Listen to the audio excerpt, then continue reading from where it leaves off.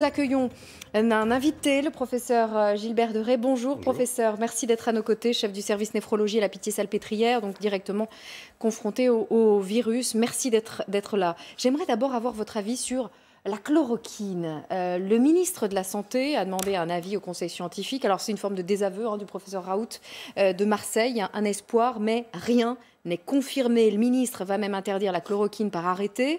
Or, cas grave, hier, des centaines de Marseillais se sont pressés devant les bureaux du professeur Raoult à Marseille. Et ce matin encore, c'est lui qui est à l'origine de cet essai. On va faire le point sur la chloroquine avant d'avoir votre avis avec Anne-Sophie Châtenay et Frédéric Miara. Devant l'hôpital de la Timone à Marseille, ils sont des dizaines à attendre pour être dépistés. Une touillette dans le nez et c'est fini. Et on sera contacté dans les 48 heures si nous sommes déclarés positifs. Ici, l'équipe du professeur Raoult propose à tous les patients testés positifs et dont l'état de santé le permet d'être soignés contre le Covid-19 grâce à la chloroquine, habituellement utilisée contre le paludisme.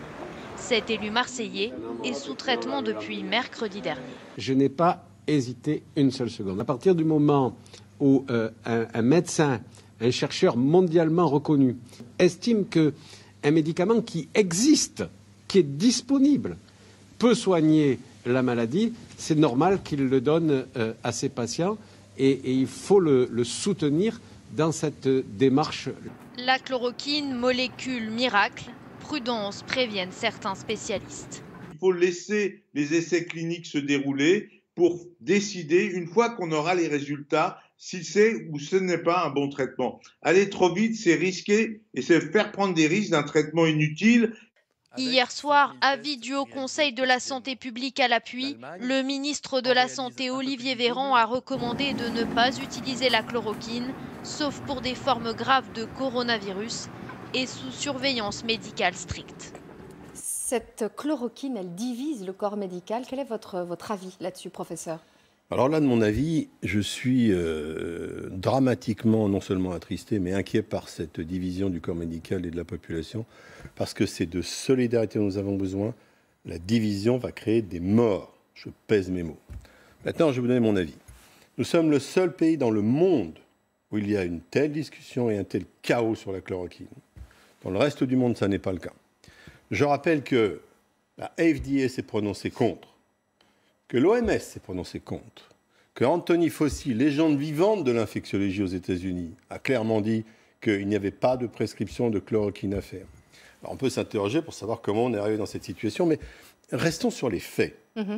Premièrement, nous disposons d'un essai clinique français, fait par mon collègue de Marseille, et tout le monde respecte ce collègue, que ce soit clair. Raoult, hein ? Absolument. Cet essai montre des résultats, mais il est ininterprétable. Je vais plus loin, ce n'est pas parce qu'il y a 20 patients. Il est truffé de problèmes. Dans n'importe quelle autre circonstance, il n'aurait été accepté nulle part et présenté nulle part. Je pèse mes mots, c'est ce que disent les statisticiens, les experts qui ont analysé cet essai. Je comprends que, au vu de cet essai, la population s'affole parce que j'ai beau dire ça ne marche pas, ils me répondent, les collègues, les patients me disent mais vous êtes gentil, docteur Deray, mais que me proposez-vous? Vous ne me proposez rien. Donnez-moi de la chloroquine et de l'azithromycine. C'est là où il faut garder son calme. Et je m'adresse à ceux qui nous écoutent. Je vous rappelle que dans plus de 80% des cas, la maladie est totalement bénigne. Que dans environ 5% des cas, elle va être beaucoup plus sévère. C'est ce qu'on voit tous les jours à la télévision, c'est ce qui nous affole. Et c'est grave, bien sûr. Ces patients qui sont graves et qui sont en réanimation, c'est ceux-là qui vont faire des complications. Alors pourquoi il ne faut pas donner de la chloroquine et de l'azithromycine à tout le monde? D'abord parce qu'il n'y en a pas le moins début de preuve, et là encore je pèse mes mots, d'efficacité. Alors pourquoi pas de fortes doses de vitamine C intraveineuse, comme je vois moi en ce moment? Pourquoi pas autre chose? Deuxièmement, parce que contrairement à ce qu'on dit, oui, il y a un risque qui est essentiellement cardiologique. La chloroquine donne des troubles du rythme rarement. On m'oppose que ça fait 50 ans que ça existe, mais ça donne quand même des complications. Et il y a quelque chose qui n'est pas assez souligné. L'azithromycine, le copain, il donne aussi des troubles du rythme. Qui est donné avec la chloroquine ?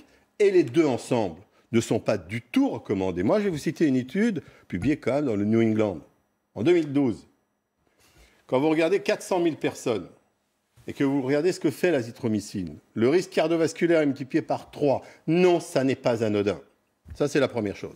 Donc je dis à ceux qui nous écoutent, qui vont avoir le coronavirus, surtout n'en prenez pas. Après, on va me dire, mais vous faites rien, vous nous abandonnez. Mais pas du tout, c'est tout le contraire. Pourquoi? Parce que finalement, qu'est-ce que je veux, moi? C'est freiner la mortalité. Je vous rappelle qu'elle va être inférieure à 1%, à 1% probablement, ou inférieure à 1%. C'est ça que je veux freiner. Alors qu'est-ce que je veux empêcher? Je veux empêcher que les gens qui rentrent en réanimation meurent. Et c'est justement là que, malgré le doute, on a autorisé chloroquine et azithromycine. Et pourquoi on l'a autorisé? Parce que dans cette situation, la mortalité est très élevée. Pourquoi pas? Et aussi parce que ils ont un monitoring cardiaque 24/24. Ils ne courent aucun risque. Donc je dis à ceux qui nous écoutent, non, on ne vous abandonne pas. Non, on prend tout en compte. Non, il ne faut pas prendre cette association. Et oui, ce qui est fait à l'heure actuelle est très sage et attendons les résultats des études qui vont arriver. Alors justement, que pensez-vous quand vous voyez les médecins, certains médecins, commencer à prescrire justement la chloroquine, quand vous voyez des figures politiques dire « bah oui, moi j'ai été soigné par chloroquine », que pensez-vous de cela? Alors, d'abord, je ne me lancerai évidemment pas dans un débat politique. Je demande à ceux qui nous écoutent de rester calmes et de donner juste des arguments scientifiques.